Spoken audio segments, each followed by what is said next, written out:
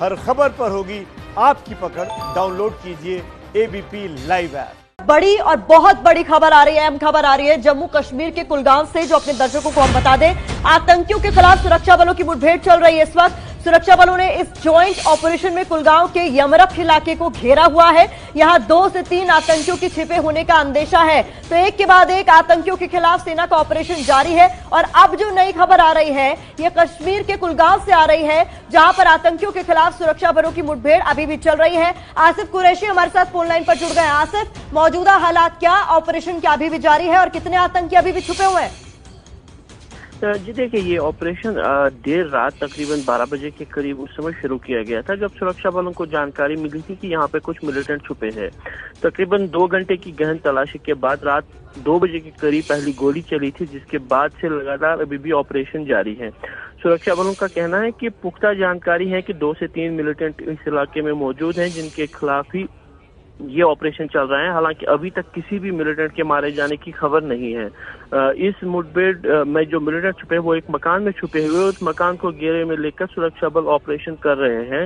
लेकिन जिस तरीके से अभी तक किसी भी मिलिटेंट को नहीं मार गिराया जा सका है, इससे ये अंदाजा लगाया जा सकता है कि जो मिलिटेंट्स है वो ट्रेनिंग अच्छी लिए हैं, इसीलिए हो सकता है कि इनमें कुछ विदेशी भी मौजूद हो। जी आसिफ, बता पाएंगे ये जो आतंकी हैं किस संगठन से जुड़े हुए हैं? क्योंकि पिछले हमने कल आपकी रिपोर्ट देखी थी, इसमें आपने बताया था किस तरह से हिजबुल का कब्रिस्तान बन गया है जम्मू कश्मीर। क्या ये भी हिजबुल से ही जुड़े हुए हैं या किसी दूसरे संगठन से? जी देखिए, जब तक ऑपरेशन चल रहा है तब तक सुरक्षा बलों की तरफ से ना तो संगठन ना ही अंदर छुपे हुए मिलिटेंट्स की आमतौर पर पहचान जाहिर की जाती है, क्योंकि ये वो ऑपरेशनल डिटेल्स होती हैं जो सुरक्षा बलों की तरफ से जानकारी साझा नहीं की जाती। लेकिन हमारे पास सूत्रों के हवाले से खबरें भी आती रहती हैं, लेकिन इस बार बिल्कुल भी ऐसा नहीं है, क्योंकि ऑपरेशन के बारे में ना तो सूत्रों के हवाले से ही ना ही सुरक्षा बलों के हवाले से ये खबर आ रही है कि ये किस संगठन से हैं और क्या वो लोकल है या विदेशी है। जी आसिफ, बहुत शुक्रिया आपका। नजर लगातार बनाए रखिए इस खबर पर, आगे भी अपडेट आपसे लेंगे। लेकिन इस बीच एक और दुखद खबर आ रही है। लगता है कि आज की जो सुबह है हमारे मजदूर भाइयों के लिए बहुत ही मनहूस है। गुना के हनुमान टेकरी बाईपास पर मजदूरों से भरे कंटेनर बस की आपस में भिड़ंत हो गई। 7 मजदूरों की दर्दनाक मौत हुई है। यहाँ 55 लोग घायल हैं, 10 से ज्यादा लोग गंभीर रूप से घायल हैं। घायलों को गुना के सरकारी अस्पताल भर्ती करा दिया गया है। तो ब्रजेश राजपूत ज्यादा जानकारी के साथ फोन लाइन पर जुड़ गए हैं। ब्रजेश, अभी ताजा हालात क्या है?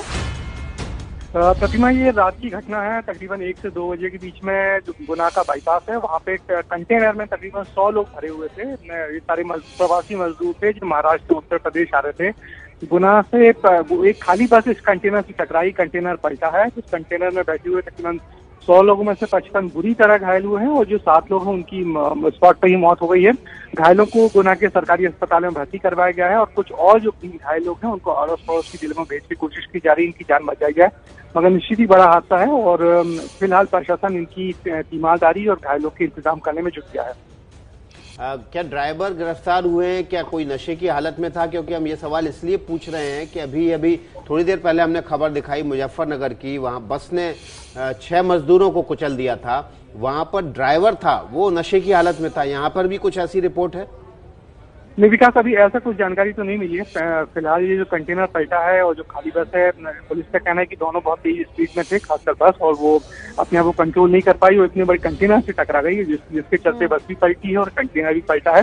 और इस कंटेनर में जो लोग भरे हुए थे, काफी बड़ा कंटेनर होता गाड़ियों को ले जाने वाला, जिसमें तकरीबन 100 लोग थे और ये सारे यूपी के प्रवासी मजदूर थे जो वापस अपने घर लौट रहे थे। तो उसके चलते हादसा हुआ है।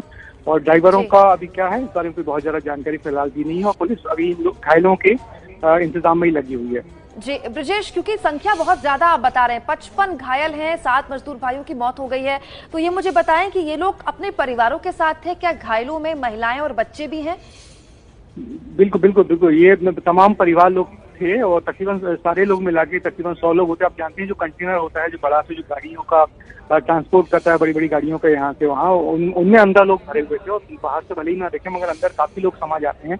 तो ये सारे अपने परिवारों के साथ थे, प्रवासी मजदूर जो महाराष्ट्र से निकले थे, उत्तर प्रदेश अपने वापस घर लौट रहे थे और रात में ये हादसा हुआ है। और जिसके चलते संख्या इतनी ज्यादा है घायलों की, क्योंकि इसमें बच्चे भी हैं, महिलाएं भी हैं और बहुत छोटे बच्चे भी हैं। तो ब्रजेश फिलहाल जी, पुलिस कंटेनर अभी- में जा रहे थे, इसका मतलब ये तो साफ है कि ये सरकारी इंतजाम नहीं थे कहीं से भी। किस मजबूरी बिल्कुल। में ये लोग रहे होंगे कि कंटेनर में भेड़ बकरियों की तरह इन्हें भर भर कर जाना पड़ रहा है, क्योंकि कोई इंतजाम नहीं है इनके लिए।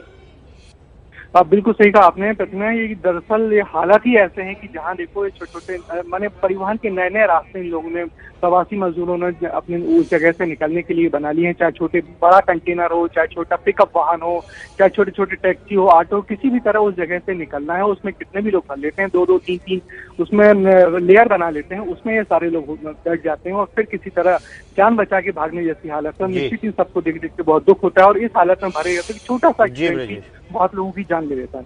शुक्रिया। बहुत बहुत शुक्रिया ब्रजेश, खबर पर आप अपडेट हम आपसे देते रहेंगे।